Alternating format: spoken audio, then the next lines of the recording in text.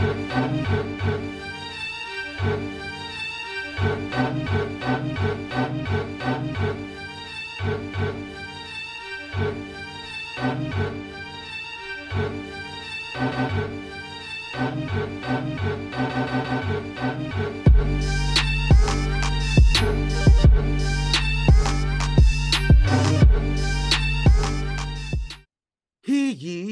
ye, gather round for another edition of Young Kings Wrestling, featuring the JDF Memorial Sovereign Soundboard.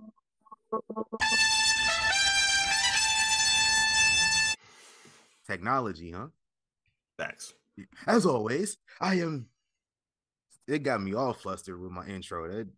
Let's run it back. As always, you can find us on most platforms streaming your favorite podcast episodes, including Spotify, iTunes, YouTube, Google Podcast, iHeartRadio, and Amazon Music.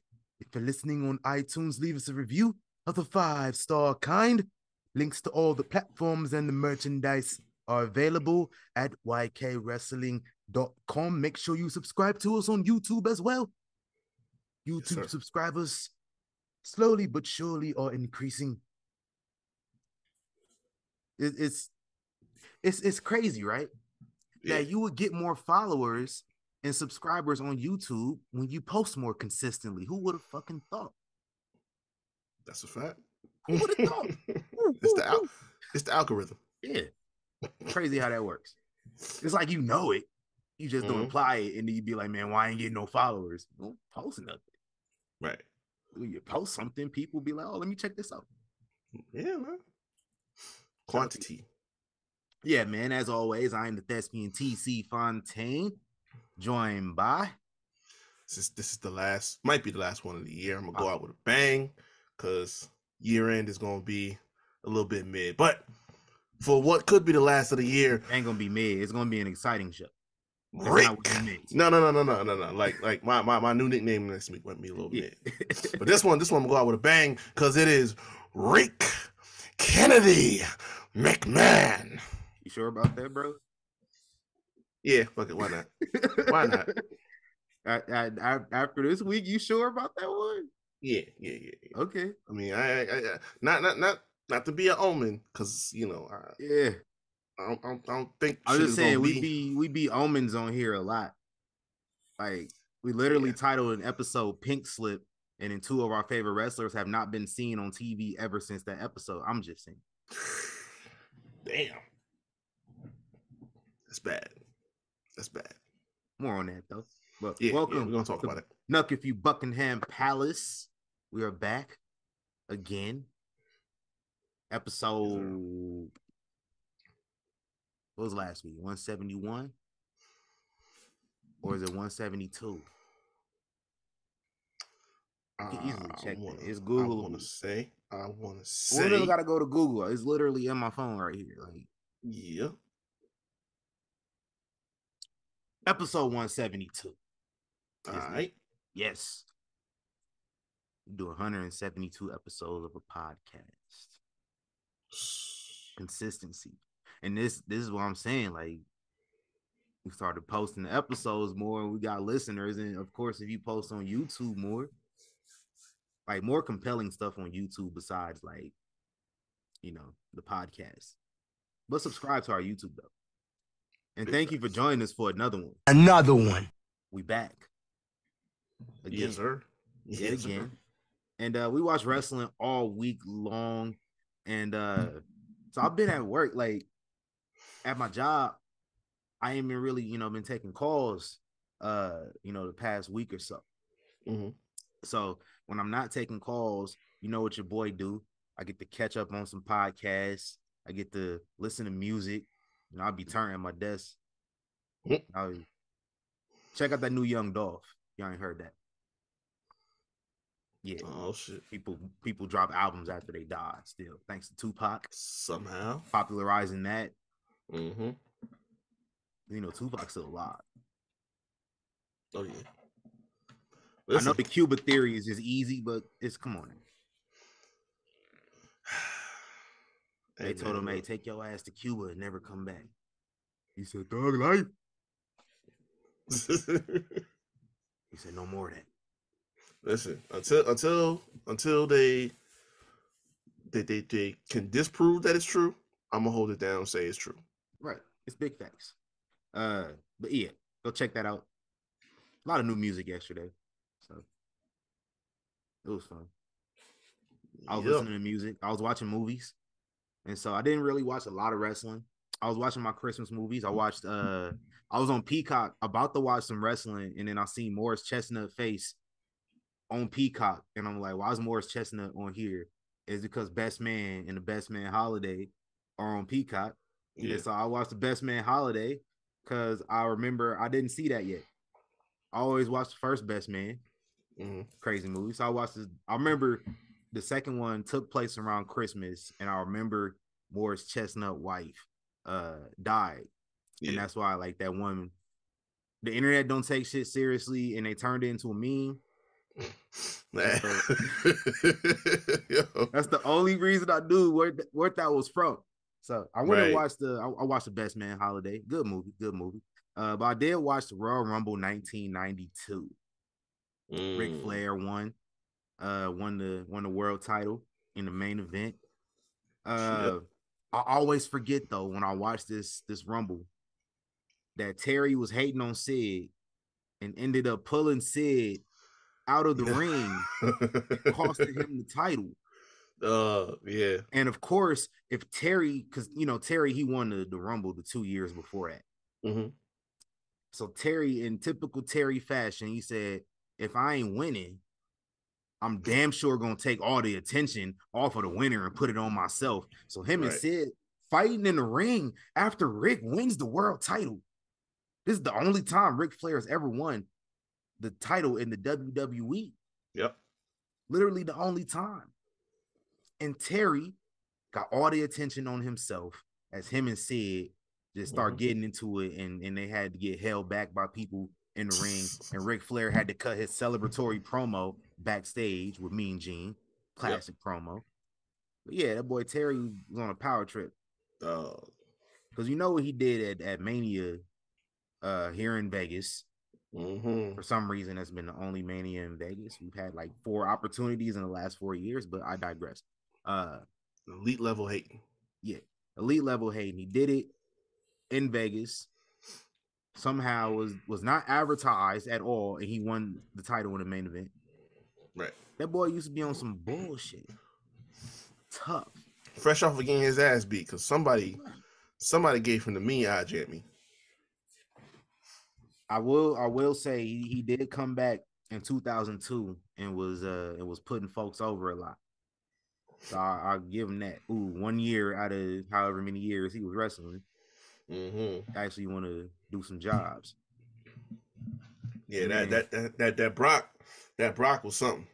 Yeah, Brock said that joint hit different. he did to Brock, The Rock, of course. Everybody know that one. Yep.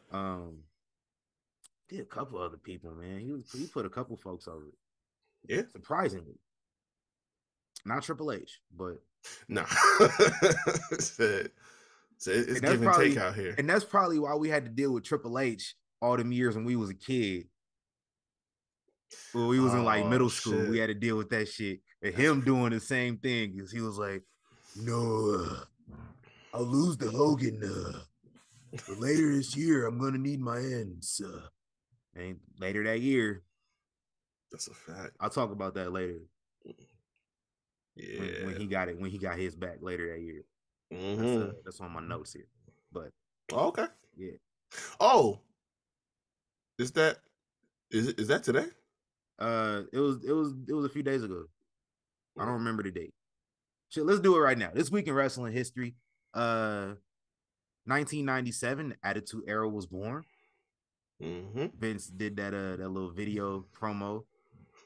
Quite frankly, I think you're tired of having your intelligence insulted. Y'all remember that? 2002, what I was just talking about. Triple H got his back after doing a job to Hogan at Backlash earlier in the year. He got his back. and beat Shawn Michaels 3 stages of hell at Armageddon to win back the World Heavyweight Championship. And then he ended up holding the title up until September of the next year.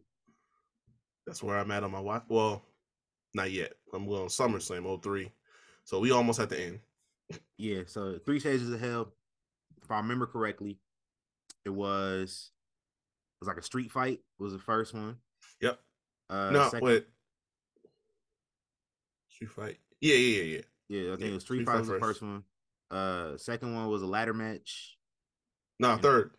Second was steel cage. Third was a cage. Third, yeah, it was something like that. Yeah. I just remember being mad as hell that Shawn Michaels lost. Yeah, because the last spot was him going through them tables off the ladder. Yeah, I was sick. 10 years old, I was sick, man. Oh. This is when Triple H got hit with the barbed wire that was on fire. Yeah. Because the set, this is when they used to have the classic sets.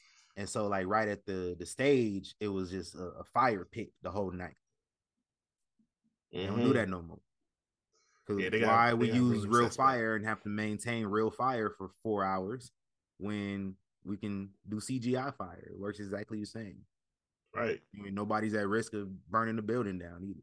Like, we 20 years in the future of technology. Like, yeah, practical effects cost a lot, and they don't need to be used all the time. Right. You can use your practical effects once or twice a year. Saudi Arabia, WrestleMania. That's really all you need to do. It saves a lot of money. That's why they're making billions now. They're not spending money on making these new sets every. I mean, it leaves people with their theater degrees and working in stage management and set design, leaves them out of a potential job, but it saves money. Got to take the good with the bad. Anyway, back on topic here. 2008, our first ever entrant into the Young King's throne, Jeff Hardy, wins his first WWE championship. There's a lot of Armageddon stuff that happened this week because Armageddon used to take place in December. What else happened at Armageddon that I can remember that I don't have on my list here? 2006 Armageddon. That's when Joey Mercury got his face busted. Whew. Remember that? Goddamn. Yeah, that was bad. 2003. I think that was when All of Evolution stood tall with every championship on Raw. 04. Wait, no, that was 03. No, it was 03. It was 03. Yeah. 04. Yeah, Orton was already out of Evolution at that point. Yeah. What else happened in this week in wrestling, man? Roman Reigns was pinned for the last time 3 years ago and has not been pinned since. Tables, Ladders, and Chairs 2019 to Baron Corbin. Shit's still crazy. 2013 Tables, Ladders, and Chairs. John Cena versus Randy Orton in a TLC match to unify the World Championships. That was classic. John Cena did the job on that one. Shocked me. I thought John Cena was going to win. You couldn't tell me going into that match he wasn't going to win because he won everything at that time. Also at TLC, it's a lot of TLC / Armageddon stuff here. TLC 2012, The Shield make their in-ring debut. Good match here. Also in 2012 this week, some dude named El Generico versus some guy named Kevin Steen had their last match against each other in Ring of Honor in a ladder match at Final Battle. Goddamn. Classic shit. And I don't know what happened to either of those guys. Have not seen them interact ever since. Vanished into the ether. Yeah. If you know, you know. Keep it kayfabe, yo. Hell yeah. That's all we got here. Birthdays, though. Happy birthday this past week to the homicidal, suicidal, genocidal Sabu. Eugene.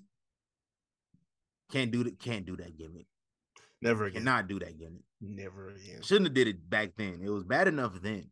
They knew better back then to do that gimmick. Like 125,000 kilowatt percentage cannot do that now. The shit that y'all used to get away with back then. Before cancel culture. Remember the lesbians? Oh my God. HLA. Oh. And that was them responding to people complaining about what they have on TV already. Right. Oh man. That dude was a menace. Y'all would have been barbecue chicken if y'all did that today. That dude was a menace. Yo, y'all know what week. dude? This is a sick Negro. Y'all know the dude. I don't gotta say his name on here. I'm gonna do it like how back when people would do like the Hall of Fame speeches and the podcast, and they wouldn't say his name because he asked them politely to not say his name. He don't want no recognition, understandably, because you fail anyway. But real quick though, speaking of that, right? Because I told you I'm back on my old 3 watches, right? And they did a segment on Raw where like Linda was doing the interview from like some I think it was from like her house or some shit like that. Or when Eric walked in on her? Yeah, Eric walking in. Like, yo, how you got your wife doing this on TV, bro? Like, dog. Yeah, homeboy crazy. Yeah. But yeah, also happy birthday this past week. The Junkyard Dog would have had a birthday. I don't know how old he would have been. I wasn't looking at all that. I didn't look at the years. I just seen days. Eric Young, talked about him a few weeks ago. And then Brody Lee birthday was I think it was Friday, Thursday or Friday, one of them two. I'll look that shit up. It's Googleable. But yeah, shout out to Brody Lee, RIP. And then we had a trio of Hall of Famers had their birthday on Sunday, on the same day. Brody was yesterday. Brody was Friday. Okay. So happy birthday. By the time this episode comes out, their birthdays would have happened. I've only met one of these people. But Rob Van Dam got a birthday. He tapped in. Yeah, he tapped in. Trish Stratus is tapped in because Trish Stratus got us like hella followers like years ago on Instagram. Shout out to her. Happy birthday. And then should I do it? I'm gonna do it. I haven't done it in a while. It was a stretch of episodes there where I did an impression of Stone Cold Steve Austin because it's his birthday. Happy birthday to the rattlesnake. What? Talk to him. I said happy birthday to the rattlesnake. What? The Texas rattlesnake. What? Hey. The beer drinking. What? Ass kicking. What? Mud hole stumping. What? Son of a bitch. What? Mm-hmm. Oh, hell yeah. What? Get him. Happy birthday. Yes, sir. So, in honor of the birthdays of Stone Cold and RVD, go get you a little Broken Skull IPA. Get you a little RVD THC. Yeah. And celebrate with them. Do a little Stratisfaction yoga. I'm just saying. Facts. Keys to a healthy life. Yeah. Ask DDP. Yeah, DDP yoga. First time I did it, I was sore for days. It's high intensity yoga. It's not that, calm, sitting mellow and I know it's not. It's not. I see it's a dude. I got an old version of DDP yoga because I'm a pirate. And so I don't have an updated version. But one of the dudes on there that's like, doing the workouts with him, I went in, I got the whole all the files and shit. So I'm looking, they got like the brochure, PDF and shit in the file I downloaded and shit, whatever. I just admitted to doing illegal activity on here. It's all good. He's a pirate. The dude that's in the back doing the workouts, they got his before picture on the thing. And I was like, yeah, this is why this shit is so high intense, because this dude dropped hella weight. So like I be doing my DDP yoga stretches. I don't do the whole thing all the time. It's like, but I do like a couple of the stretches and stuff in the morning. Yeah. I ain't trying to be, you feel me? Shout out to DDP. Yeah, no doubt. What we got on the Royal Address of Rumors? All right. So I'm just gonna start with the one that I referenced earlier. And that's that the Wall Street Journal has reported that a certain former WWE CEO has been talking to some people and saying that he is fully planning to come back to World Wrestling Entertainment to resume his duties after what he believed to be some bad advice from people close to him about resigning due to the allegations that came out against him about some hush money for these women he'd been paying off. And then, of course, the very next day, some lawsuits came up about something that happened, I think it was in 08. There was first was the one from like back in the 80s that the lady that said she that he raped her in a limousine or something like that. But then there was another one from the spa manager that happened just not that long ago. So yeah, that's the hot topic of conversation. And, this is a nasty nigga. It's bad out here. But yeah, ever since then, all the news rumors been flying that people getting shook, they're getting angry, they're getting concerned, people don't want to see it no more. Listen, man, don't do your shareholders like that. That's all I'm gonna say. He not done. I doubt he want to come back in a corporate capacity. Forget this guy's a majority shareholder. Why would you tank your wealth like that? Yeah, that's stupid. That's real stupid. However, I feel he listen. Don't listen. Don't be mad at your boy.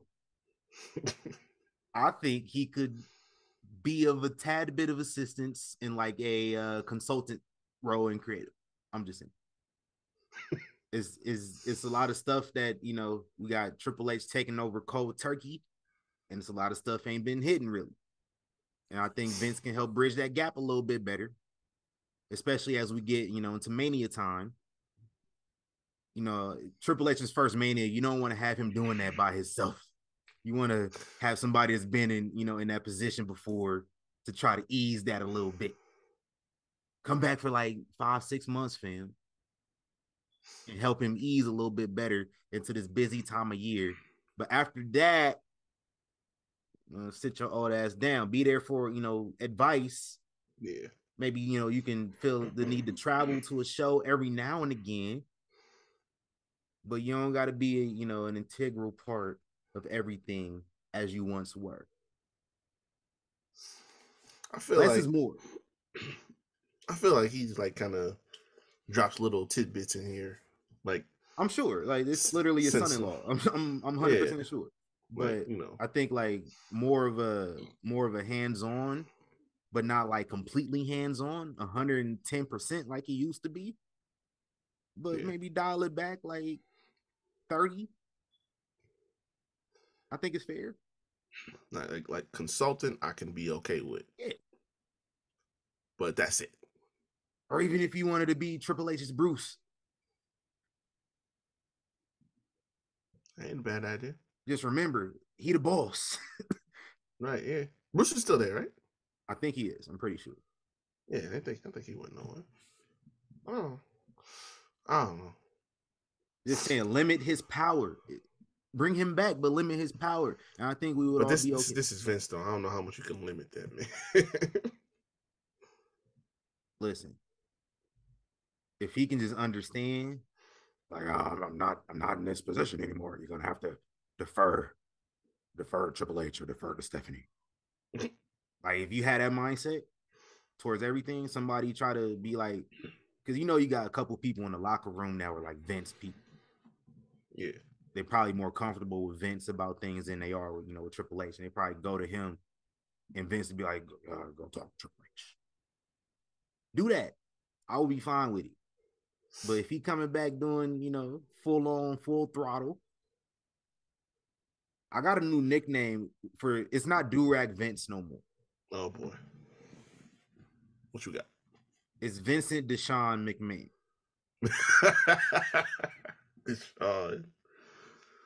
Oh shit. That's funny. The Durag Vince nickname is out. If we tell something happened at a massage parlor, we gonna have to feel me. Sick Negro. This is a sick Negro. Wrong with this motherfucker. Anyway, what we got next? All right, so now the shock of the week. Mandy Rose gets released from WWE all of a sudden. One night after she loses the NXT Women's Championship, when she was supposed to lose it at New Year's Eve, like we figured. And then, of course, the reason why it comes out, or supposedly so. They found out that she's been posting some content on her, was it Fan Time page? It's not OnlyFans, whatever it is. Her subscription page. And she's been doing a little, like the great value only thing. Yeah. It's been a little not safe for work. A little. Yeah. Listen, everybody gets to catch a glimpse every now and then. She was getting a little crazy. Yeah. So the story all you comes had to out. See was the menu. Yeah. That's a little wild. I ain't gonna hold you. But yeah. So the story comes out through some sources that we don't. I'm gonna get to those sources in a minute. But from what's been said is that they found out about this content, violated some standards of theirs when it comes to, how they allowed to portray some of their talent on screen. Yeah. They can't have certain stuff going on. Which I had to sign one for my job too. Like, look, at the end of the day, my job on social media. Yeah, like if to fire me. If they had a conversation with her prior to all this and said, "Listen, this is the line. You don't cross it. We cool." And she crossed it. Whatever. But if that's not the case, and this is why I told everybody, like, wait and see. I hate when a story breaks and everybody get on that emotional, everybody quick for the hot take, man. That soapbox. Viral. Everybody want to go viral. Everybody want to have a gotcha moment. Yeah. Everybody talking about, and this is kind of in line. And yeah, I'm gonna put you on blast a little bit, bro. But it's kind of like you mention Paige, mention Seth, mention Charlotte. And it's like they had their phones and accounts hacked. That's true. Like they were victims. Yeah. This woman is willingly selling access to this type of stuff online. It's two different things. Like we're not gonna fire you because you are a victim of a cybersecurity, situation. You can't fire nobody for that. You most definitely can fire somebody for violating a social media guideline. That's true. That's fair. In addition to that as well, you also, if you are going to do that, you can't be advertising dick ratings on a menu that got WWE name on it. Yeah, it's bad. You literally got dick ratings, and then right below that it says, "I'll take a picture in my WWE gear," while also got your WWE trademark name in the upper corner.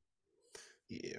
Just cause your real name is Mandy, I don't think your real name is Mandy Rose. It's not.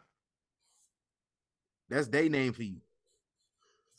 Yeah, they so like she did it like, Mandy Sachs without the Mandy Rose. That's different. Then I could understand y'all being on your soapbox a little bit, but still at the same time, she still violated a guideline as she is a representative of a family-friendly company. We can't compare this, like I said, to wrestlers getting a news hack. We can't compare it to a storyline she did with Otis 2-3 years ago. Fuck y'all was bringing that up for. And we can't compare this to women doing Playboy magazine 20 years ago either. Yeah, they weren't PG then. Exactly. They didn't have these family-friendly sponsors. You remember the sponsors 10 years ago? 1-800-COLLECT, Stacker 2, Lugs. Now, who are they sponsors? Snickers, Mattel, Cricket. Right. Like these are people that's bringing them the money. So like it's a different regime. The CEO now is a woman. I would think y'all would have a little bit of a better understanding when you have a woman in a position. Y'all don't want women when y'all are trying to showcase. We see all these little girls in the audience all the time. This little girl's body Alexa Bliss dolls. Mm-hmm. They buy the Bianca Belair stuff. They buy the Bailey and Becky Lynch stuff. We'll talk about this more. They bought Sasha Banks and Naomi stuff. Like y'all are marketing into little girls. Y'all can't have one of the women who's also a champion of the brand. So this woman is seen on the same level as Ronda and on the same level as Bianca and on the same level as Becky, but she out here doing OnlyFans. Yeah. Like I know y'all don't get out the house, but at least pretend to and act like y'all have a grasp on reality and how the way that life in the world works, because like this is constant. Yeah, the thing I never understood is the whole the Playboy comparison. Like, listen, I get where you think your outrage is going, but you just said it. Think about who was paying them. Think about how much money was Hef shelling out to Vince to get one of his divas in Playboy every single year around WrestleMania time. Think about that for a second. That was a significant check. Okay. And again, they weren't TV PG. Yeah, man. So that's a mutually stipulated contract situation you got going on where it's like, hey, we're not showing the content on screen, but if you go to your local newsstand and pay about $7, $8 or something like that, you can see all you want. You know what I'm saying? It was Googleable. Yeah. I'm sorry. It was Yahooable. But yeah, like at the end of the day, and this is my thing too. And I said this, if they had that conversation and she intentionally crossed that line, then okay. And if that wasn't the case, like reports say she was taken off, she was caught off guard by it, and there wasn't a conversation like that. And then they said that Matt Bloom was investigating, then came to Sean about his findings. That's set all this into motion. If that just happened just like that, a whole new meaning to TNA, don't it? Right. We getting a little that's for my 2000 WWF watchers right there. Y'all might not remember. Right. Yeah, but like for people that say, oh, she didn't get a warning, then I want to say this. I want to say one thing because it disproves all that cap. I seen a screenshot from somebody sending out somebody's DMs who subscribes to her page. Not me. I literally seen a screenshot. I'm not capping. It was an actual screenshot. And it said like it was a message from Mandy, and it was like she's putting her page on private because WWE found out about it, but she'll be back. And she said, just watch me on TV tonight. And then that was it. Oh. So she knew. So yeah. So I mean, look, and this is why I say just wait, sit back, let the facts come out, and then draw your conclusion. Because I said this to y'all in the chat and stuff like that. She could have been just at a point where it's like, listen, I make more money doing this. Maybe she about to get married. She might want to start a fan, She's like, look, contract is up. There's so many factors involved in it. Toxic attraction. Make the money after she gone from WWE. Oh, I don't know about that. She gotta not use her WWE name, so that's I'm about to say like SEO. Like you got to think about that too. But no, like it so happened to Zelina. Supposedly, yeah. But Zelina was just doing like cosplay and stuff like that. You know what I'm saying? But yeah, like Toxic Attraction is over big with the higher ups. They're supposed to be moving up soon, but they didn't say nothing about Mandy. You know what I'm saying? So it's like if she's down there, even as a champion, making the NXT money, which is lower, and she gonna make more doing this, and that's the choice that she wants to make. Okay, cool. You know what I'm saying? But I'm just like, y'all gotta hang back a little bit and wait and see for certain shit to start drawing your own conclusions. Yeah. But either which way, it's been like people trying to, draw strings and say, you know, there was this, and supposedly she was already like getting ready to go out the door. She did it on purpose to try and get released. Like, listen, man, it's open interpretation. At the end of the day, the only person who can really speak on it is herself, which she didn't really do too much of. So, look, do what she do, man. It might be one of those blowover situations like Zelina. Probably, because they said that, obviously, the door is open for her to come back, which, again, that's a choice that she get to make. You know what I'm saying? You got to weigh the options. Now, like you said, if you can't use that name to, promote your shit, then you got to think, all right, listen, where's the bag really at? Got too much dip on your chip. Too much dip on your chip. Which I don't believe that they wouldn't think about calling her up, because there's plenty that she could be working with on the main roster. Yeah, man. All them baby faces that got nothing to do. Yeah. Do drop that. Oh, I'm getting ready to hit that button. So you know how you watch a movie or show that's like based off of something else, like a book or game, and you just be waiting for that signature reference, and you be like, oh, he said it. I got that this week from Matt Cardona, man. I got it from him.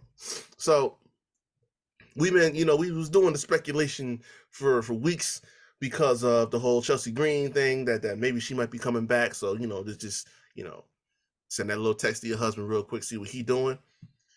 But he was talking to Chris Van Fleet this week, and talking about his career accomplishments and everything like that, and possibly coming back to the Fed.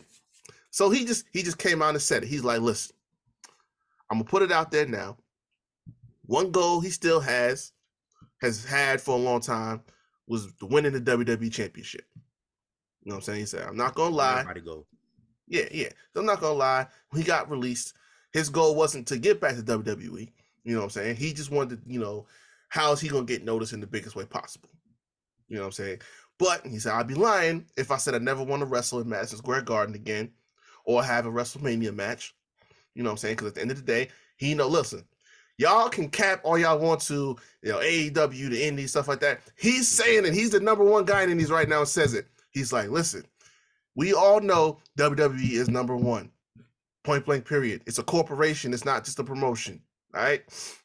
So he's like, listen, this, not saying that he has the plan to go back as soon as possible, but at some point before he's done, you want to get one more run in the Fed and see what happens. So I got he said it. It's gonna happen. It might happen next month. You know it. I'm watching that number. I'm taking bets on that number. I'm taking bets on that number 30 spot. I ain't gonna hold you. Damn, would you want that to be the number 30 though? Because like I feel like you gotta have come out early in the room. At this point, like I feel like it's too obvious that Cody's gonna be number 30. So it's like get Cody in like in the late 20s or something like that. No, my 30 is Randy Orton. Oh man, I know it's way too early Rumble predictions. My 30 is Randy Orton. I think we're gonna know that Cody is gonna be in the Rumble before the Rumble, so I don't think we have to have Cody as a surprise. I think that's what I'm saying. I think Cody's gonna actually come back on like an episode of Raw before the Rumble and announce that he's gonna be in the Rumble. Possibly the first one of the year. Don't do the Triple H thing. Hey, I'm with that.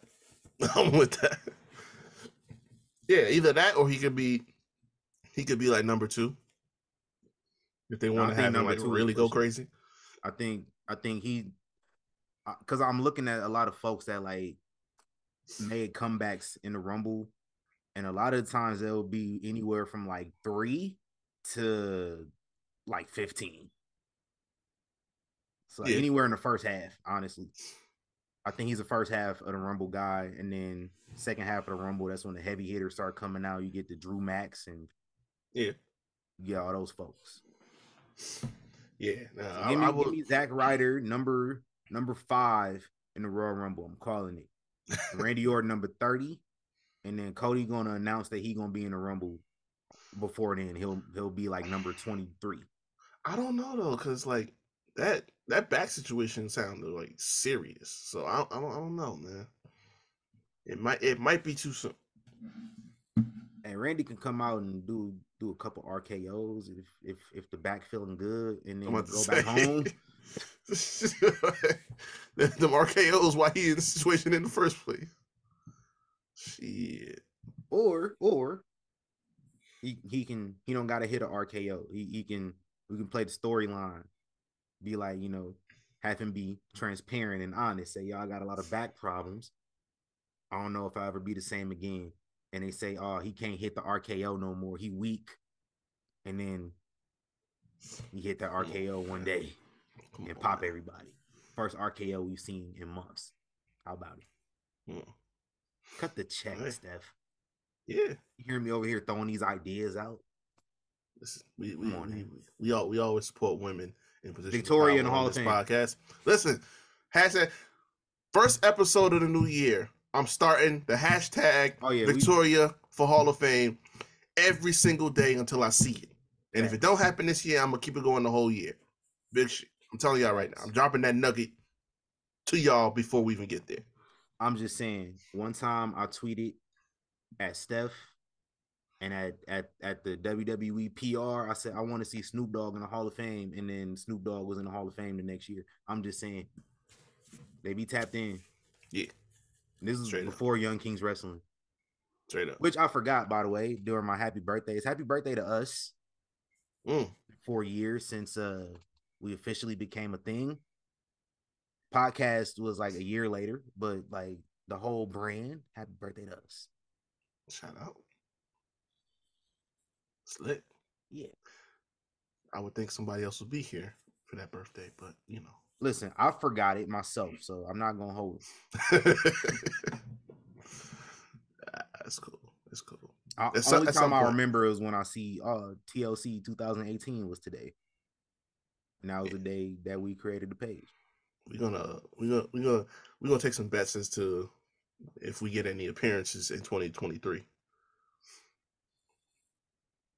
Over under 2. I'm taking an under. Yeah, I'm smashing that under.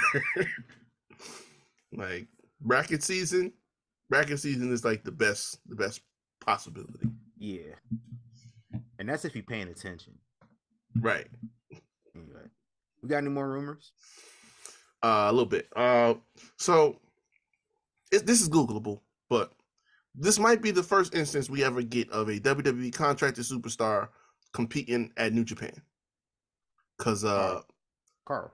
Yeah, because he's still the never open weight champion, and he beat Tonga. He beat Tonga. What? But Tama? Yeah. What? Yeah. But he said he's gonna run it back with him at Wrestle Kingdom. Okay, that's when you take it in. Yeah. So it's gonna be pretty dope. First, I think this is the first time WWE contracted superstar competing at Wrestle Kingdom. But yeah, he's definitely gonna drop it there. But that's gonna be pretty dope. I did not expect him to beat Tama, so that is kind of crazy. But like you said, we just setting it up for the big one. About to do my annual buying my New Japan World subscription and then forgetting about it for 4 months until I cancel it. Yep. Yeah, y'all get a good $40-$50 out of me every year, man. That's wild. On accident. You know what's crazy? I can buy my New Japan World subscription like the day before Wrestle Kingdom on the 3rd. I don't get any prorated rate for them 2 days I did not use it. And on January 31st, my shit is done. I don't even get that stretched into like February 3rd. No, this shit literally is monthly. Damn. I can buy my New Japan subscription 7 days before the end of the month, and I have to pay the full month, and then they get re-upped again at the first of the month. That's how they do it out there in Japan. They crazy. That's how they would get me. I was forgetting. That's crazy. So what I do, I make sure I watched it every time. I'll be like, damn, my shit renewed. Let me go watch a couple somethings. I go watch some old Wrestle Kingdoms. Yeah, those be fire. Shout out to New Japan. Oh. All right, and before I get to my main topic on these rumors and stories, Matt Riddle was written off TV a couple weeks ago by Solo Sikoa. We talked about it. Apparently, the reason why not in the frame, my bad, yo. yeah, two of these from me. I mean, I wasn't giving a thumbs up because I was, anyway. Oh, well, I had for both reasons. Okay. But yeah.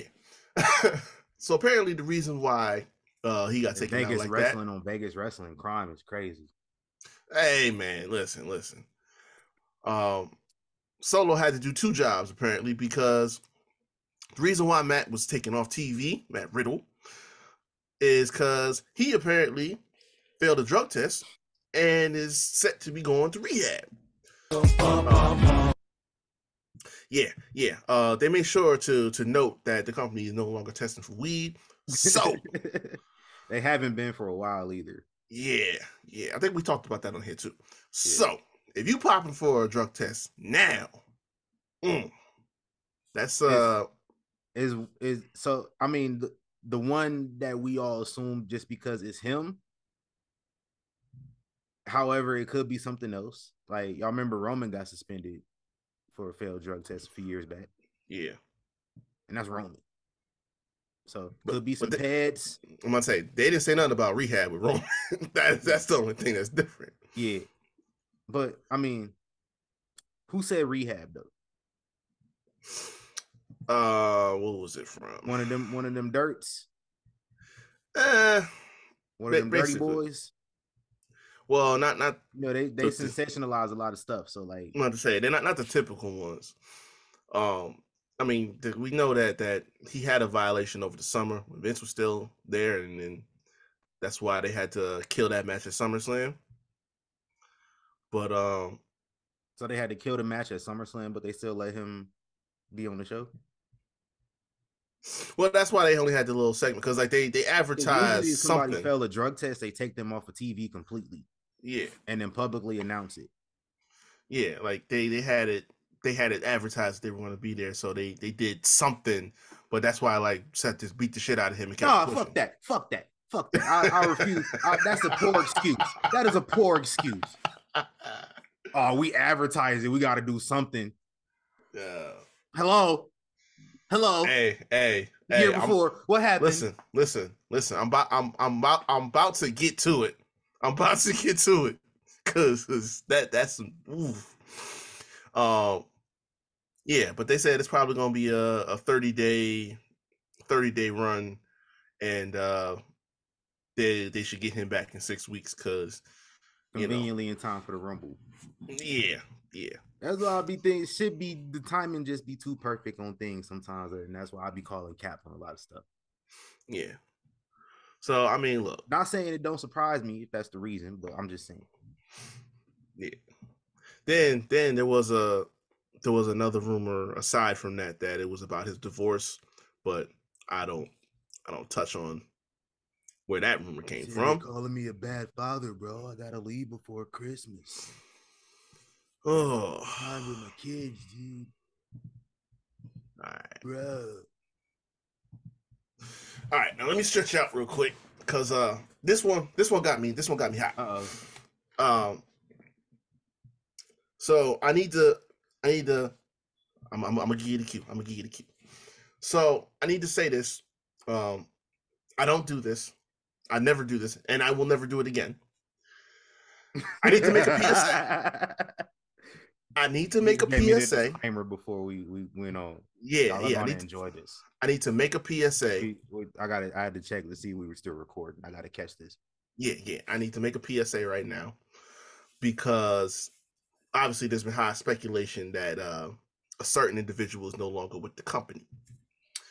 I need to make this statement to all of y'all, but in order to do it, I came across something that I typically don't reference on this podcast. But because I read it, it prompted me to make this PSA. So I'm going to quote the Seltzerverse in order to make my PSA.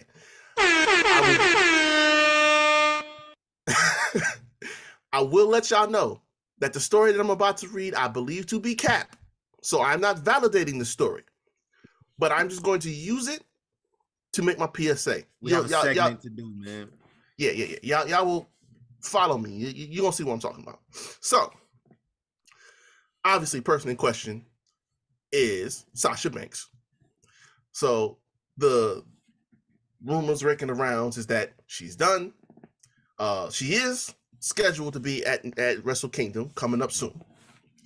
And a few other appearances in New Japan going through to 2023. So obviously the talk has been that, she's done with WWE.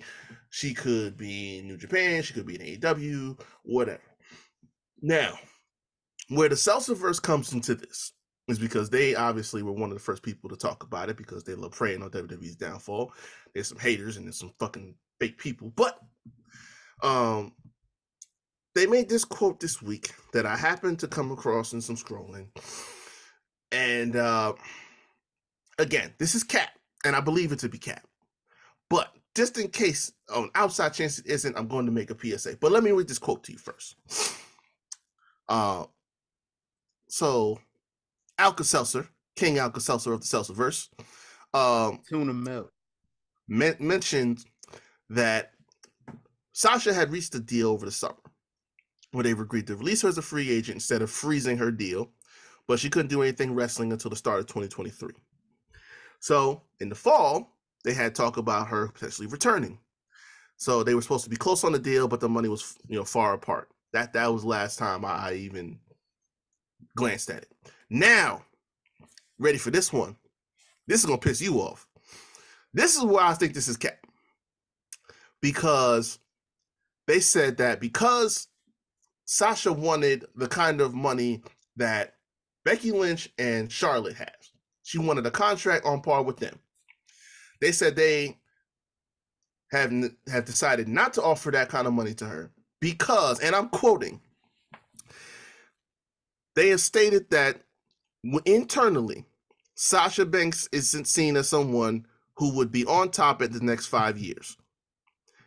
Instead, they see her as someone who could get a singles or tag team title run, but has peaked as a star aside from the reality that was acknowledged that if she would return, there would be a honeymoon period where people would go nuts for her. So that leads me to my PSA because this is cat. This is cat. However, on the off chance that it's not cat, I need everybody watching on YouTube. I need y'all to look me in my eyes right here because I'm dead serious when I make this PSA. Okay, Glasses off. I'm not playing with y'all. All right, and while we're at it, cue me up. Uh-oh, the return. I'm upset. Okay, hear me and hear me well. All right, Sasha Banks. Forget that.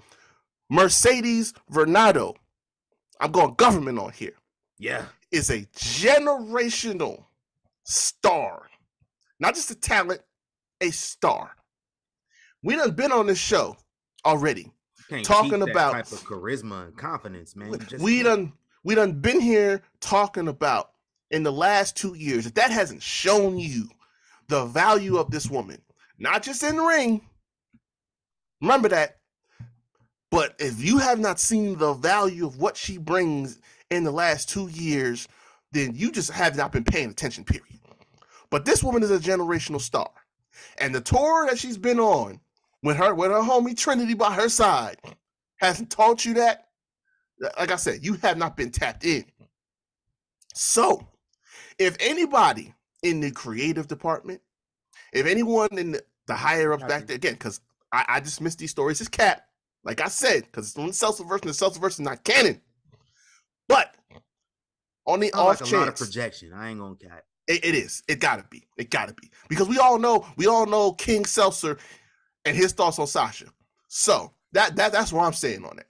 But just in case there's the off chance that somebody back there is thinking this way, let me tell you something right now, okay?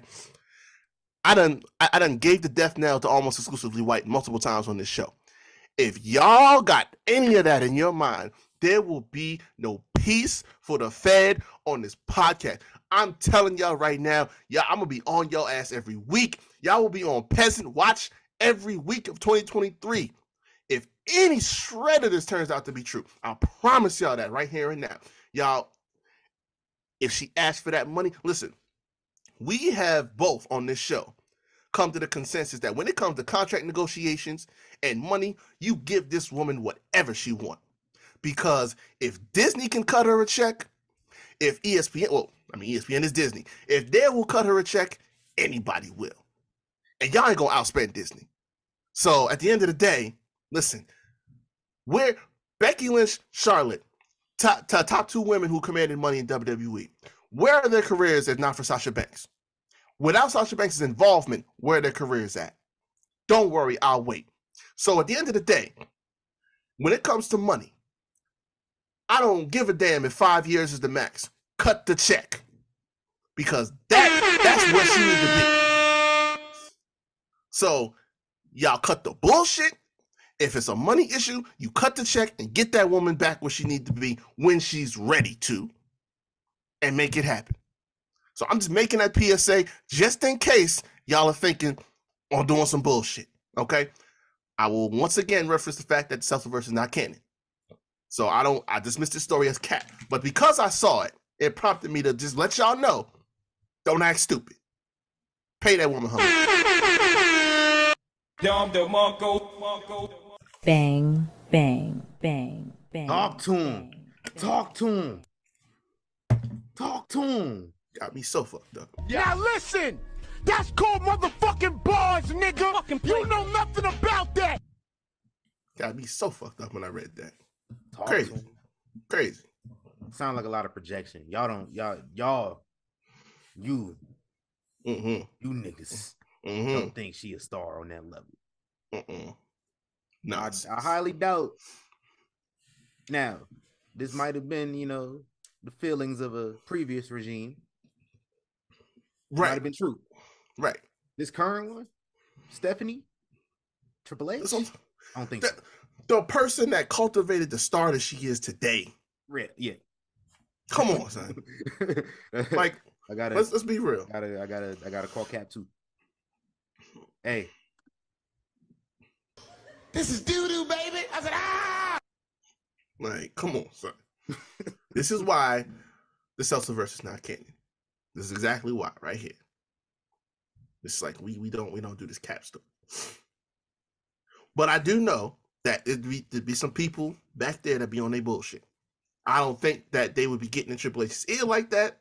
Nah. Because at the end of the day, he do what he do. But that's why I gave the PSA. Come on, man. You see the shit. You see some of the shit Triple H be putting on TV. I know he ain't listening to y'all. I love Triple H. Let's keep it real. Yeah, man. Y'all ain't in his ear like that. He might, he might consider some things a little bit more than Vince. Maybe. He might consider a little bit too much freedom. But yeah, I digress. If you don't know what we're talking about, you will soon. But, yeah. Is that all we had? Yeah. All right, cool. Let's talk about this past weekend in wrestling real quick, man. NXT or Raw or SmackDown? Who should we start off with? Real brief. Not gonna spend too much time. Let's I ain't gonna hold you. I ain't see Raw or SmackDown this week. I saw like a little bit of NXT. I'll run through it. It's all good. It don't matter. Let me choose. Let's do Raw. Monday Night Raw. We got Alexa Bliss versus Bayley to determine the number one contender. And surprisingly, Alexa Bliss won. Did not see that coming. Also didn't see. Okay.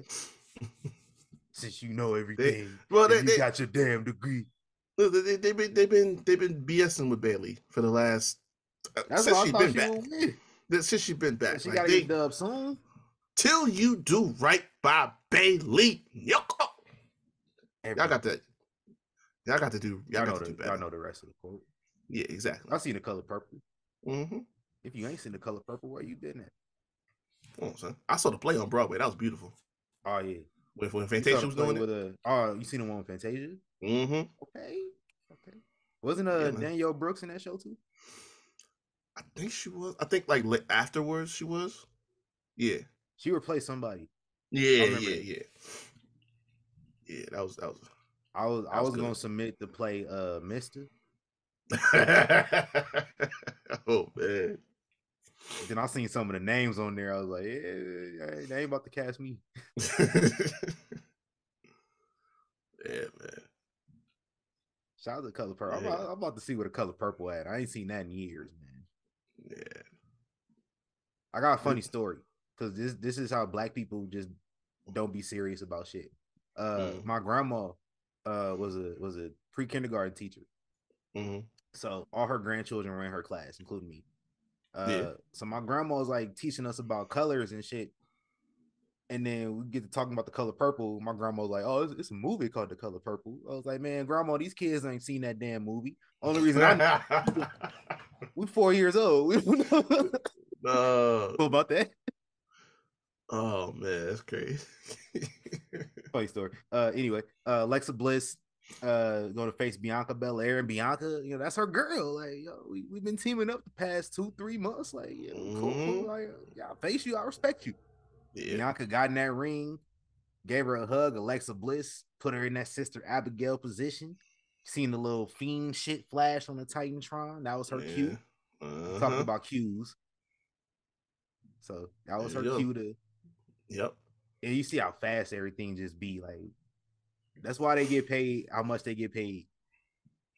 Hell yeah. They be on it. So that's what's up. Alexa Bliss is teasing the heel turn. Bianca looking at like, girl. Hold on, I got it. I got it, y'all. Don't worry about it. I gotta find it. I got it. Here we go. Girl. She gave her that look. You see somebody posted the clip from Scary Movie 3 where Brenda was beating up. Oh yeah. Yo, man. Yeah, that had me pop a little bit. So but instead playing. We getting Bailey versus Becky Lynch on Monday. Okay. Triple H know how to book some shows. I ain't gonna lie. I tell you. He know the right matches to book. Yeah, man. Elsewhere, we're next week we're getting a ladder match between Dexter Lumis and The Miz. Money bags on a pole. Oh my god. I don't know why that bag is still available. I would have spent that bag. Shit. Dog, I would have spent the bag and sold the bag itself. Right. To get more money. Yeah. Yeah, y'all tripping. Let's be done with this week though. This has been going on way too long. It's been since the summer. Like 4 months. Damn near. Johnny Gargano came back not too long after SummerSlam, which was in August. Yeah. It is December. This is about 4 months now. Yeah, let's chill. I'm pretty sure it was the night after, if I'm not mistaken. Bro.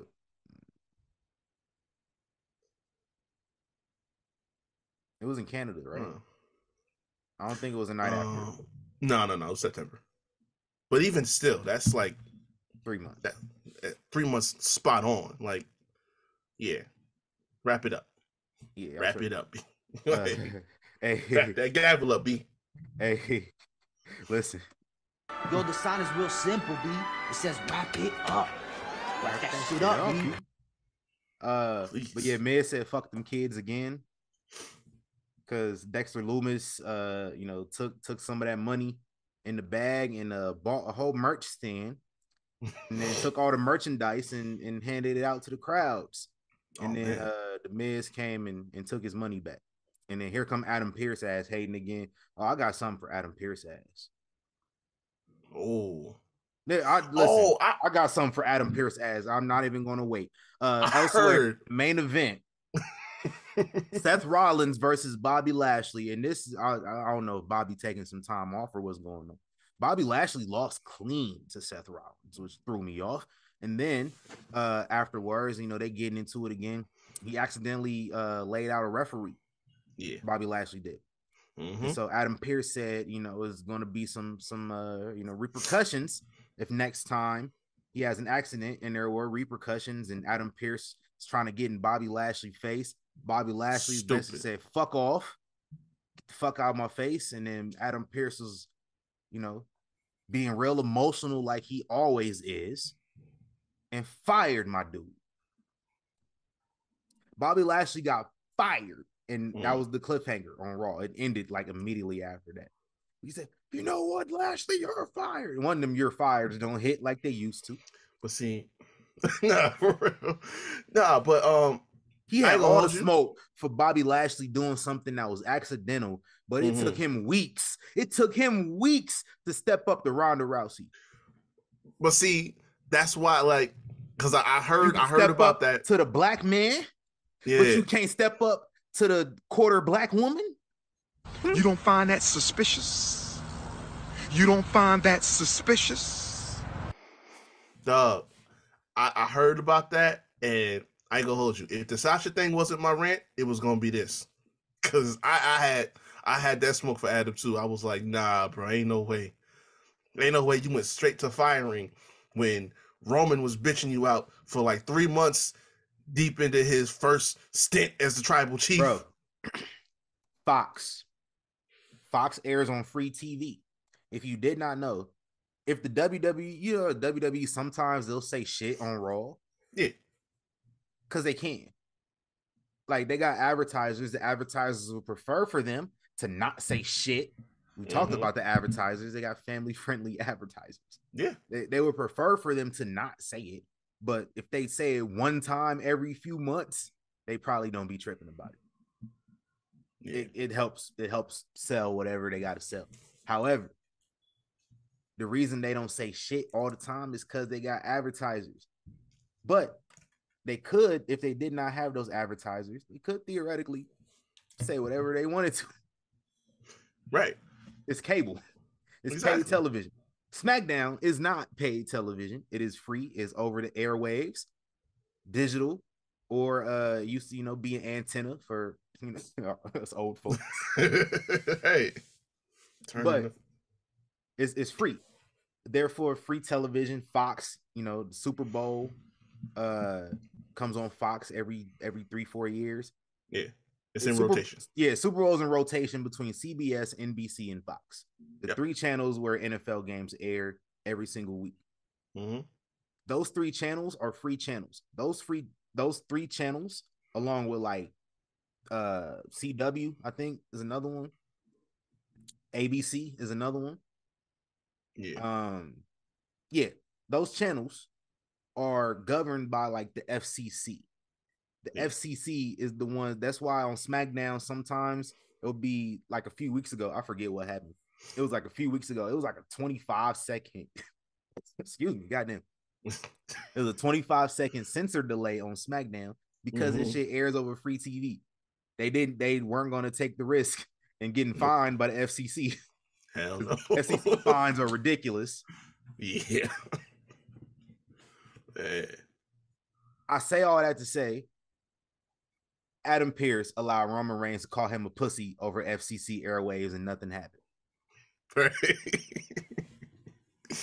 That's a fact, man.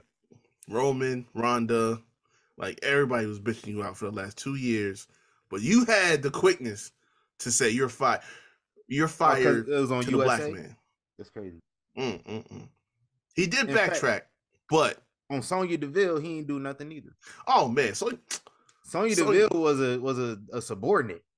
Yeah. To you, technically. Acting like your boss. Yeah, you tripping. Crazy as hell. Yeah, that was raw. Asuka also came out with no face paint too. So progression. Transition. Yeah, progression. NXT. Not too much happened on NXT that was notable.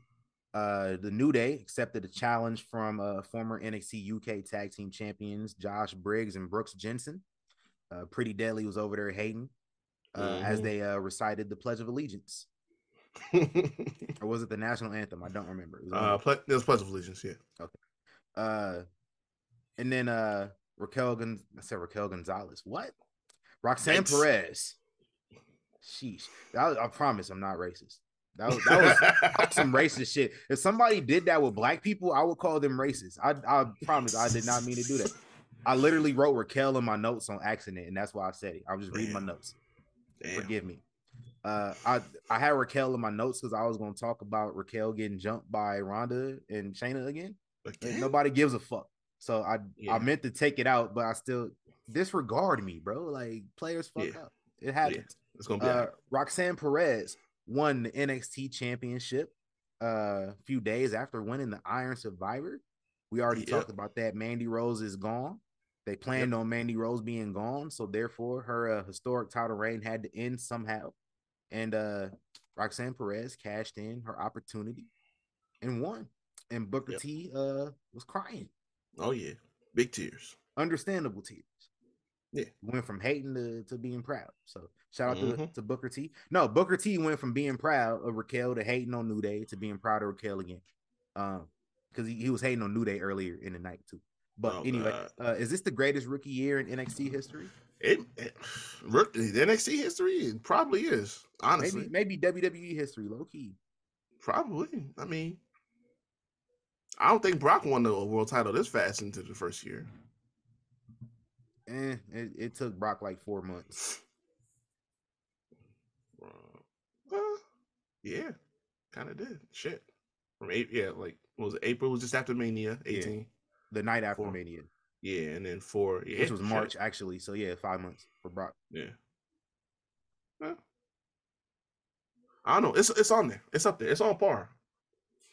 Yeah, I would say Brock, Kurt, and I might want to sneak Roxanne right there over Ronda. Yeah, I might have to. Kurt, I think Kurt won damn near everything his first year.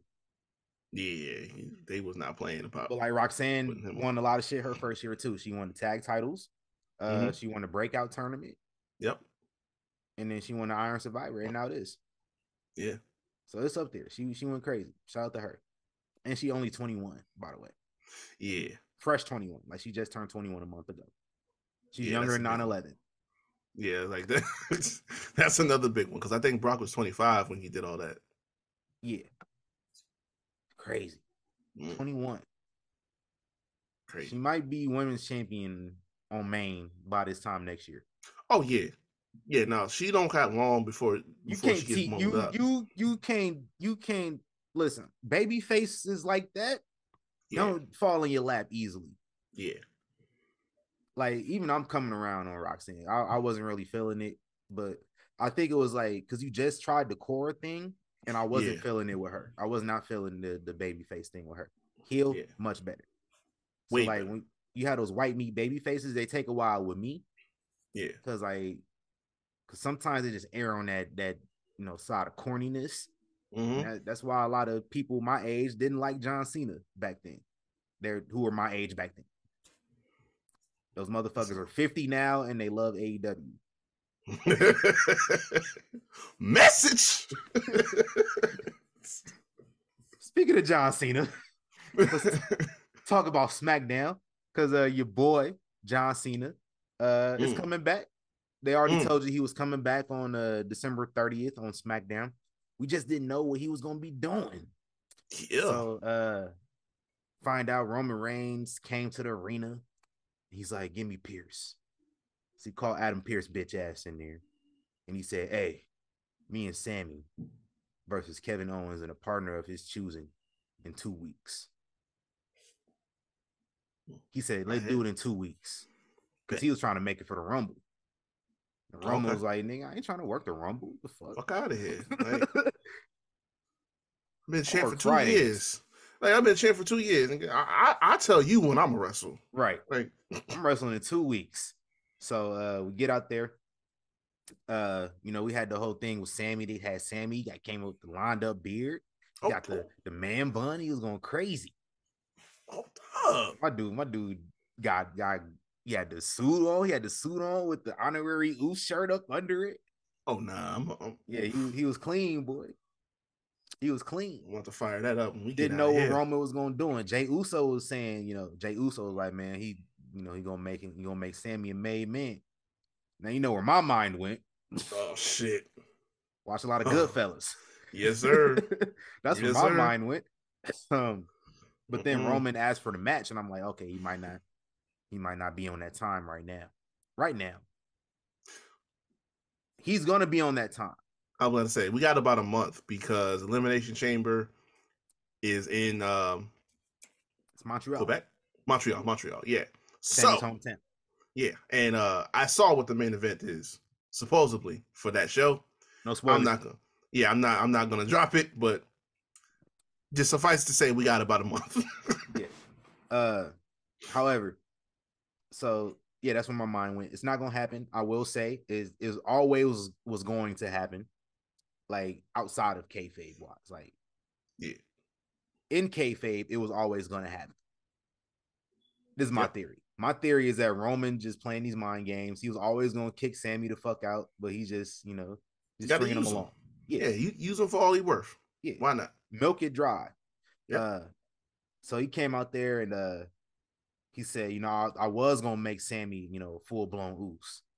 However, we got another problem to deal with before we get to that.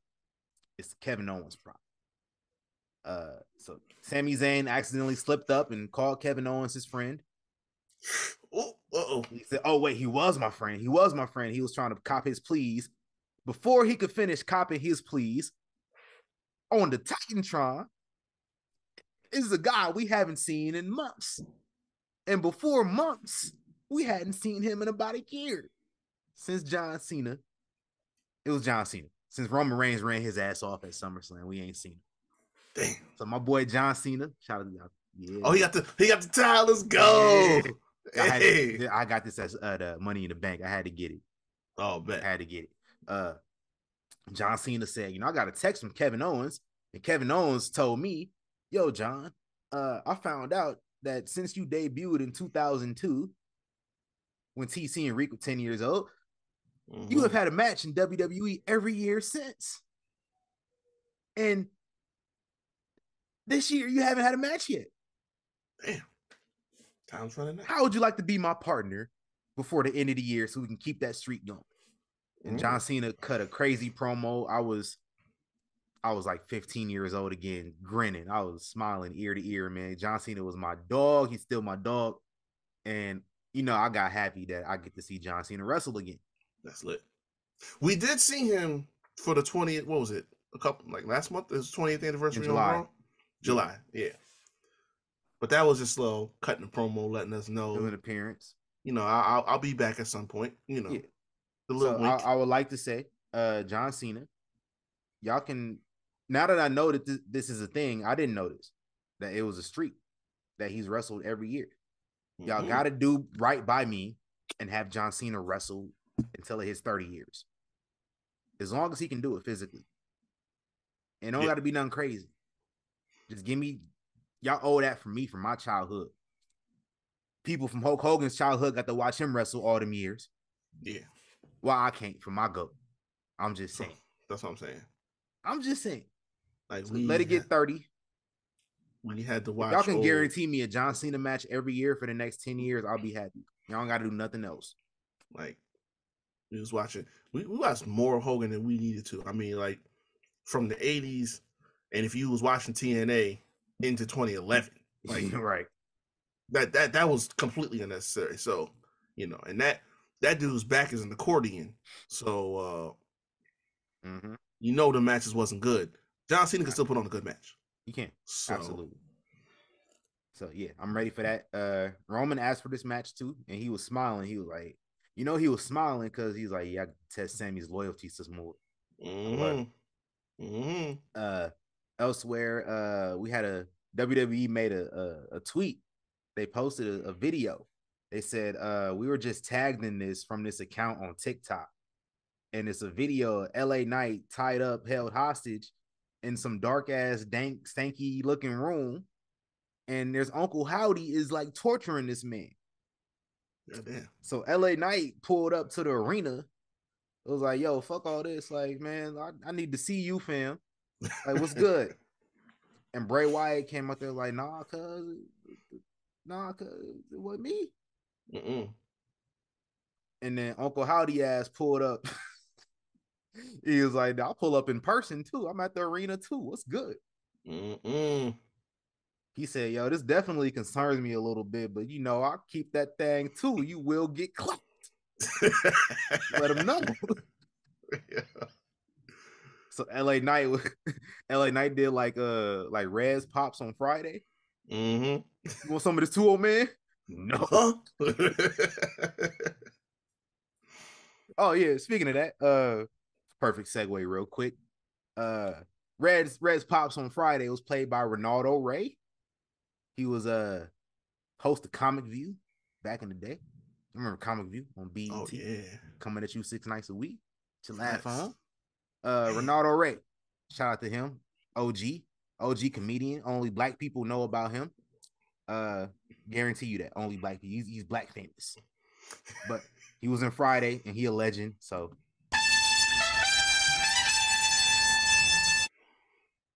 I think that's it for the Friday cast. I could add everybody. I can keep this going forever, but I think we're just gonna end this at the end of this year. Yeah. As of now, everybody from the Friday cast is on the throne officially. I just had to announce the other ones. You know, everybody else honorable mention. There's so many people. I don't have time. Yeah. There's only so many weeks left in the year. I can do this. Yeah, so. it's a deep. You know what I'm saying? Now you're getting into like the people in the background and shit. Yeah, I'm getting the people that were literally in one scene. Right. That had one line of dialogue in the movie. They were legends, though. Yeah. Probably got paid like $5 for them. Literally, if the people who were in the people who were actually like main characters in all the movies said they didn't get paid anything in the first Friday, I know people like Ronaldo Ray didn't get paid much. Oh man, he got gas money. Bro. He got gas money for that credit, bro. Right. Michael Clark Duncan, he was probably just there. Oh man, Michael Clark Duncan was in Friday. Damn. In the scene I'm talking about right now, he was in that scene with Debo at the dice. The dice game, yeah. He was in the background. Man. I forgot all about that. Yeah. R.I.P. Michael Clark Duncan. Yes, sir. I'm gonna have to watch The Green Mile as an adult. Maybe I'll enjoy it. My dad took me to see that movie as a kid. I was like, "Why you take?" I'm like 7 years old. I don't care about this. You gotta take 7-year-olds to movies that they'll enjoy. You can't take them to. I'm telling you, like why was I in the theater watching Amistad when it first came out? Film. Titanic. Oh my god. Green Mile. I understand. I don't know what's going on at all. Like, take me to go see the Power Rangers or something. Right. Like, what the hell going on out here? Black parents are different, y'all. Yeah, Black parents is crazy. I got another story real quick and we can finish SmackDown. I just got all the stories today, man. It's holiday season. Right. Yeah, that's what we hit. My parents let me watch Don't Be a Menace when that came out. Oh man. Mind you, Don't Be a Menace came out in 1995. Do the math. I'm 30. Yep. Same. Do the math. Don't Be a Menace came out over 27 years ago. So just do the math. Yeah. So I was watching Don't Be a Menace. And I ended up I met Shawn Wayans after a show he had in Omaha like years ago. And I told him I was watching Don't Be a Menace at 4 or 5 years old. And Shawn Wayans was like, at 5? You know how Shawn Wayans talk. 5? Mm-hmm. What? Anyway, Black parents is different. Yeah, man. That means I've been talking too long. Hey, I gotta clear my throat multiple times. Xia Li came out and cost Tegan Knox and Liv Morgan the tag titles versus Damage Control. So Xia Li finally shows back up. She joining Damage Control. She might as well. I mean, might as well, because she should have been in. And this is not. Listen, I've had a close call earlier, so I'm going to preface this right now. Not being racist, I think Xia Li would have been more of a benefit in Damage Control than Io Shirai to begin with. Io Shirai, I'm pretty sure I've said this before. I've said it on Twitter. I say it on Twitter whenever I feel like it needs to be stated. But Xia Li should not be anybody's lackey. Sorry, Io Shirai should not be anybody's lackey. Yeah. Yeah, I think that's really kind of what's been hurting her too, because that's what's been hurting Damage Control, in my opinion. Aside from the fact that the person who's leading the group is taking more L's than the lackeys. I mean, I can't remember a match that she's won since she's been back. Honestly, like not like that matter. I'm saying like a couple on Raw here and there, like, but like she Bayley specifically. So it's like if she's the leader of the group and she's taking all the losses, then it's like, how do the rest of y'all look? Do a Judgment Day and kick the leader out. Yeah, I don't see you. You know. But now to that point though, it's like you saw what Io Shirai was doing in NXT. Like we're at a point where a lot of the NXT fans also watch the main roster too.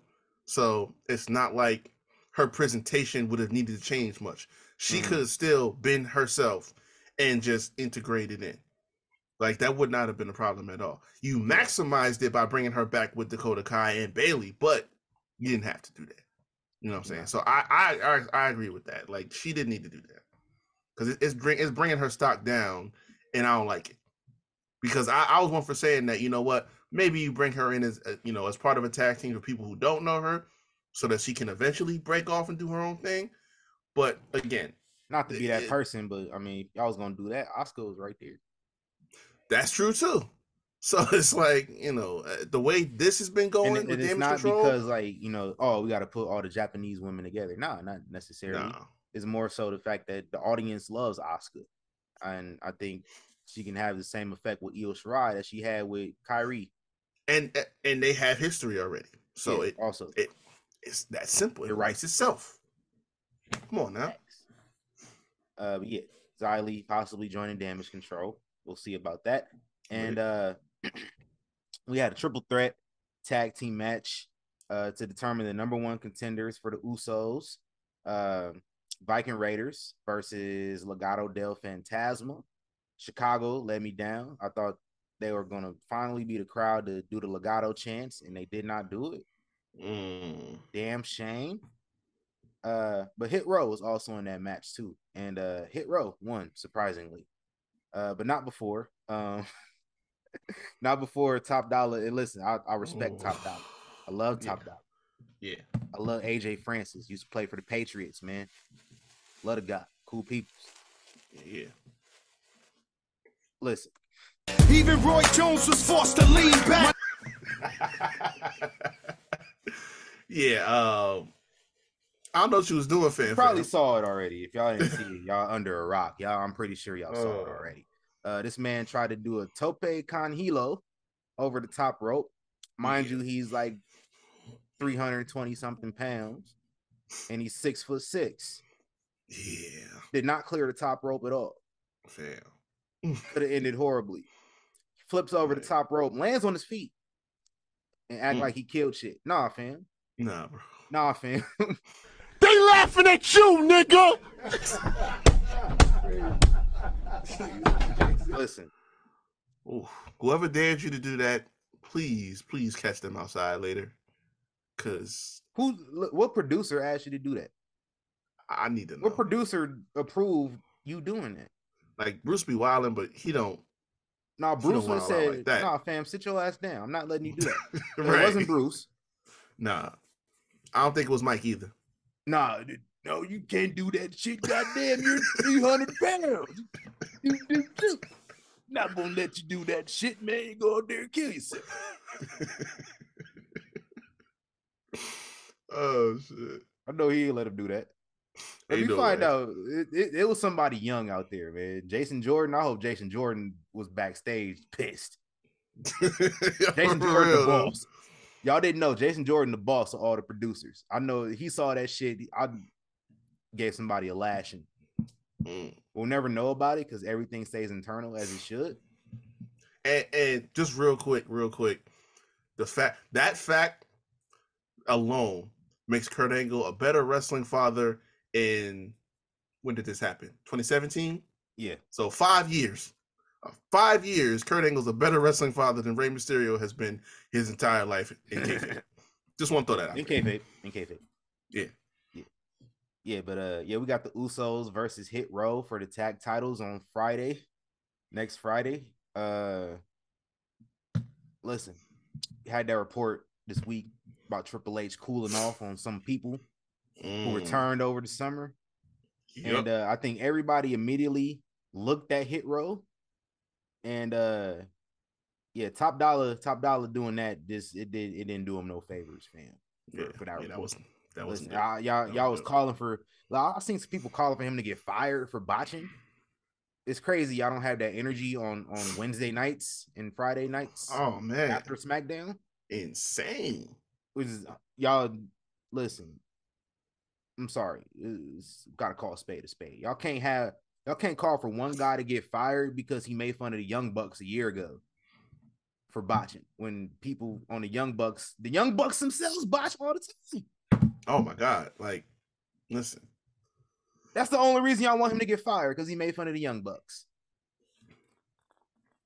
That's what I'm saying. Like, I'm just saying though, if the Usos, I know Hit Row hella green and like this. The Usos are going to show y'all why they are the greatest tag team in possibly history. If they can make this work. Because if the Usos can't make it work, returning to the PC might not be a bad idea. No, I love Hit Row. Because I can tell you too, it's not going to be the promo work. The promos are going to be fire. Because like Usos talk that shit all the regular. And Hit Row can cut some shit. So that's going to be what carries this, if you being honest. Yeah. But like you said, go back to Atlanta and let them rap, and then it'll go over. Oh man, y'all had them rapping in Canada, bro. They don't care. Yeah, that was stupid as hell. Ratings go through the roof in Atlanta when this shit happened. But just let nigga shit happen on WWE in Atlanta and just let it. Don't even get involved. Just let niggas be niggas. Yeah. Usos getting even a 3-star match out of Hit Row tips the scales for them over whoever they got in league with for best tag team ever. Mm-hmm. They can make it work. And listen, I'm looking forward to this Friday. So that's all I'm saying. SmackDown. Real quick before we get out of here, man. Young Kings Wrestling Awards next week. Annual Year End Awards. It's gonna be fun. Let's announce some nominees, man. Nominees subject to change. In the words of the Seltzer-verse, plans change. We got our Mr. Keep a Check, aka the Kevin Nash Trophy. And since it's the Kevin Nash Trophy, of course he had to be nominated, man. It's the OG Mr. Keep a Check, yo. Yes, sir. 2022, he entered the podcast and cannabis spaces. So no wrestling appearances this year, by my knowledge, but he's still keeping them checks coming regardless. So he on the list. Ric Flair. Ric Flair, he keep a check all the time, so he got to be nominated. Gallows and Anderson. Listen, this dude Gallows working New Japan and WWE at the same damn time. Crazy. They went to the Kevin Nash school of getting checks. Damn sure. Gotta have them. CM Punk. He got him an easy check this year. And William Regal. William Regal's on there too. We got Jeff Jarrett? And Jeff Jarrett as well. Yeah. I'm about to say his W2 is going crazy this year. All the statements. Oh man. So got some possible other additions. Like I said, subject to change. Player hater of the year. Booker T, Mackenzie Mitchell. She been making a late push. Caleb Braxton and Corey Graves. So really, a lot of commentary and interviewers are the main haters. Yeah. Subject to change. Kevin Patrick, he's on there too. He was doing a lot of hating when he was doing a backstage interview. So whoever is the backstage interview producer, I'm gonna find out who you are. You might be the player hater ever. Because why all the interviewers backstage be hating? Straight up though. It didn't used to hate back in the day. Used to have Todd Grisham square ass. He knew the right buttons to push. So he was chill. Low key, Mark Lloyd, he ain't say nothing bad to nobody. When did shift change? Like I don't know. But low key, I'm thinking maybe Tony should be on there too. Shivani? No. Although he's a possibility too. I've been thinking. He be hating too. Yeah, Tony yeah. Anthony. Hater of the year? Maybe. Elaborate. Thinking about it. Because, like, I thought back, that whole, what was it? It was like Clash or something else where he started, like, getting mad at them for Clash for at the booking. Castle? Oh, yeah. That was some hater shit. But, like, wait a minute, bro. Like, I have a whole lot more money than Jim Crockett. I'm not going to take this fucking shit. He said he made his voice deeper and shit, too. Yeah, mad as hell. Like, bro, wait a minute. You got a calendar just like all the rest of us do. You know what days was falling on. They booked their shows well in advance. Like, don't do that. Like years, don't bro. do that. Like, come on, son. All right, we got two new nominees, Tony Schiavone and Tony Khan on Hater of the Year. Wrestling Moment of the Year. We got Stone Cold main event in WrestleMania for the first time in 19 years. Crazy. Didn't see that coming. Brock Lesnar, F5, Bad Bunny. Seen Brock Lesnar and Bad Bunny in the same ring in an official capacity at the same exact time. Crazy. Was that last year or was it this year? That was this year. January. Brock was in a Rumble? He won the Rumble. He did win the Rumble. Yep. After losing the title. Okay, I remember he lost the last. I forget that shit happened, bro. Yep. It's been a long year. Jackass Mania at hell yeah. CM Punk's rant at All Out. Migos Orton at Day One. Undertaker's Hall of Fame speech. Brock Lesnar pulling a forklift out and lifting a ring at SummerSlam. Never seen that. Man. And Freak Man, yeah, that's me retiring from WWE. That's it. Yeah. Black Wrestling Moment of the Year, however, we got a Jade Cargill and Naomi at a Hawks game in Atlanta. That's about as black as you can possibly get. We got black wrestlers jigging at Kurt Angle's birthday celebration a few weeks back. I seen Idris Enofi on TV with a kufi a few months ago. Yeah. That was pretty black. For real though. And then Sasha Banks and Naomi flexing their options on Instagram. That's only black people will let you know. Always. Job. Facts. That's some black shit right there. He went on a world tour, literally. Yeah, literally. Peasant of the Year, and if anybody else comes. Was the Hit Row Cypher this year? The first one? That was last year. Was it? Yeah. Okay. Well, I was gonna say I could throw that on there too, but yeah, no. Yeah, they came back this year. That's what it was. Yeah. Peasant of the Year, and if we only got 2 nominees right now, but anybody else might come to mind, let us know, man. Y'all know where to reach us. Y'all know how to reach us. Yeah. Let us know. But right now, Peasant of the Year nominees, you niggas, and Tony Khan. So yeah. Worst Father of the Year. It's gonna announce the winner right now since we just here. Rey Mysterio. He should have his award by now. Yeah, he should have it, but we'll give him the official. Like, he has a trophy, but we're gonna give the official award. We already know he won. Y'all know where I work. You know what I'm saying? I supervise. We made sure that it was rush delivered. So we were working overtime. Y'all know it since that's complimentary. Yeah. We don't charge shipping enough. We did that. This is a week before Christmas, and we put a rush delivery on that, and it should have showed up on time for free. Yeah. Y'all know what time of the year you it is. You didn't have to pay for that. That was paid. Yeah. It's hella busy right now. You know what I'm saying? It's the busiest time of the year sending stuff. Yeah. We made sure that Mr. Raymond Mysterio Sr. got his. Not Senior, he junior, my bad. Yeah, we made sure it got straight through there. No lines, no waiting, no nothing. Breakout of the year, man. Solo Sikoa, Vegas. Liv Morgan, Chad Gable, Austin Theory, Roxanne Perez, and Logan Paul. So that should be a fun one. Tag team of the year: Street Profits, The New Day, the Briscoes, the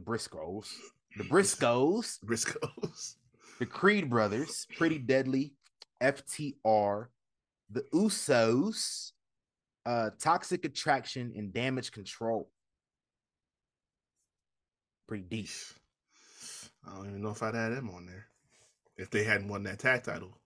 Yeah, if they got 2 tag championships, so yeah, by default we got to include them. Yeah. Then Women's Wrestler of the Year, Bianca Belair, Becky Lynch, Rhea Ripley, Mandy Rose is still on there, Liv Morgan, Ronda Rousey, Mickie James, and Tasha Steelz. If you listen to this show enough, you know there weren't going to be any AEW women on this list. Yeah. Sorry. There's certain criteria that Anthony does not meet for us to qualify them. Yeah. Point blank period. Not taking nothing away from the women there, because I would have definitely had like Toni Storm on this list. We know how that went. We should have. Yeah. And she ain't the only one either. Yeah. Yeah. Men's Wrestler of the Year. Our Tribal Chief, Roman Reigns, is on that list, of course. Seth Rollins, Sami Zayn, the almighty Bobby Lashley. I'm sorry, let me backtrack a couple names here. Seth freaking Rollins. Yes. Or some arenas around the nation call him Seth Franklin Rollins. Still. But the almighty Bobby Lashley, Jon Moxley, Carmelo Hayes, Braun Breaker, Gunther, Sheamus, Drew McIntyre, and by default, CM Punk.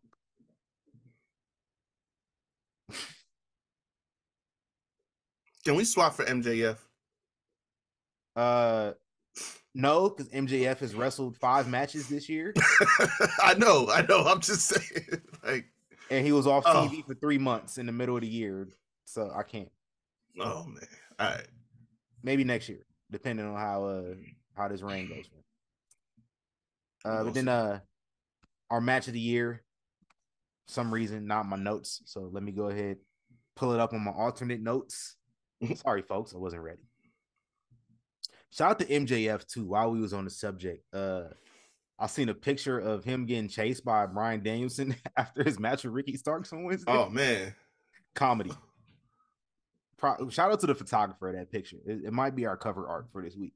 Match of the year, Cody Rhodes versus Seth freaking Rollins at Hell in a Cell, inside Hell in a Cell.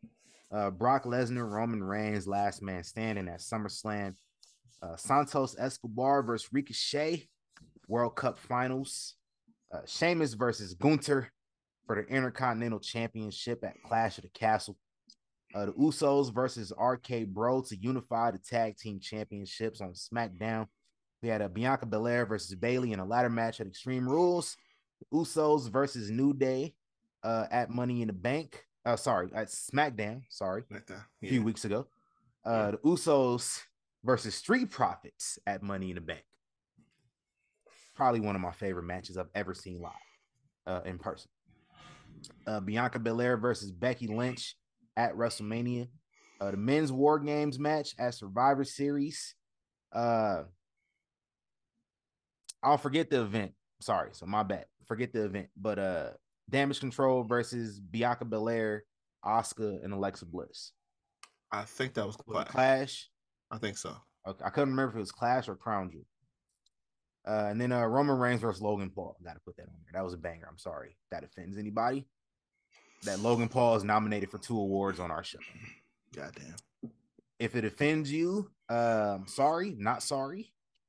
It's our show, not your show. So you do your show and make sure Logan Paul isn't nominated, and then we'll be okay. That's it. We can plug our socials now and get up out of here, y'all. Look out for next week. Find out who wins those awards.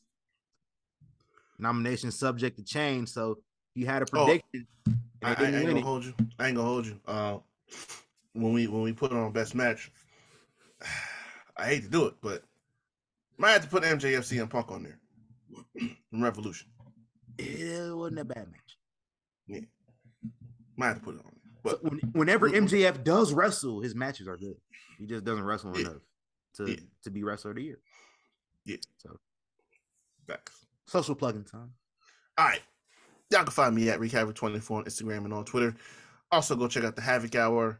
We'll talk sports and entertainment on all platforms where you find Young Kings Wrestling, Spotify, Anchor, Google Podcasts, and the video versions up on YouTube for the more entertaining view. And the Instagram page is up underscore the Havoc Hour underscore. I'm looking to get back to it in 2023. I really I fell off midway through the year. Promotions do that to you. Yeah, man. We got to get back to it because I ain't gonna lie to you, bro. I might have to Jeff Jarrett the Havoc Hour. Hey, I ain't mad at you. Let me use it as a platform so I can. I'm just saying, I'm trying to shoot these boxing events out here, and you already established, man. I'm just saying. Hey, you do it. Let's get do that. I'm the Thespian TC Fontaine. Make sure you follow Young Kings Wrestling everywhere. Just go to ykwrestling.com. Links to all the platforms are there where you can find us, either social media. You can listen to us, subscribe to us on YouTube. If you feel so inclined, you can follow my photography page, FOY Photos 702. How about this? I'm going to have a new at name for my photography page in 2023. I'm going to hold myself to that. I'm going to brainstorm for real. You can follow my main Instagram, tc.fontaine. And just like I said, make sure you check out Young Kings Wrestling everywhere. And I don't have a song for y'all, but I do want to say Merry Christmas to y'all that celebrate, man. Yeah. Happy Hanukkah. Happy Kwanzaa to y'all that celebrate, man. It's holiday season. And we'll see y'all next week after Christmas for some awards. And that'll be it for the year, man. So I'm going to close out with a soundbite from Mr. Stokely Hathaway. Merry Christmas, ho. Ho. Ho. Gone. We out of here.